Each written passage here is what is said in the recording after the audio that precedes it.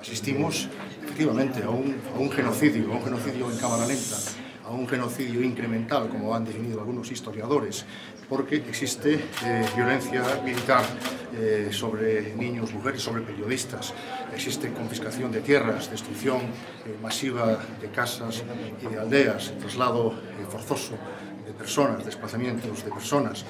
Existe igualmente un ambiente de hostilidad continua.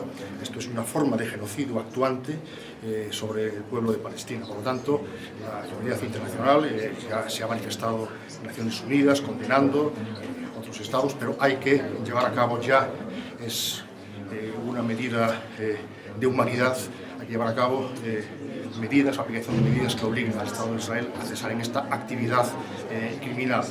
Celebramos el Día das Letras Galegas en esta ocasión. Este año se dedica a una escritora nacida en Cáceres, María Victoria Moreno Márquez, una escritora que estudió el idioma gallego y decidió utilizarlo como lengua literaria, también como lengua para la enseñanza, ella en su actividad como profesora. Ella definía su relación con Galicia y con el idioma como una historia de amor.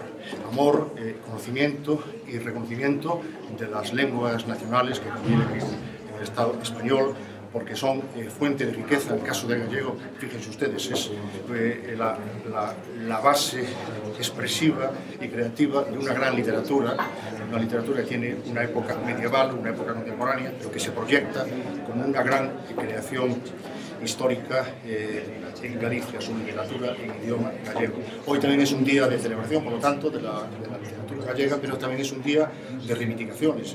Desde Marea apoyamos todas las manifestaciones que hoy tienen lugar en Galicia en defensa del idioma gallego. El idioma gallego está sufriendo en los últimos años un grave retroceso en el ámbito de la enseñanza, en el ámbito social, y ahí efectivamente tenemos que denunciar la política lingüística de la Xunta de Galicia, la Xunta que preside el señor Núñez Feixóo, que es lesiva para los derechos de los gallego hablantes y que es lesiva para el cultivo, para la protección y para la permanencia de un signo de identidad máximo como es el idioma gallego.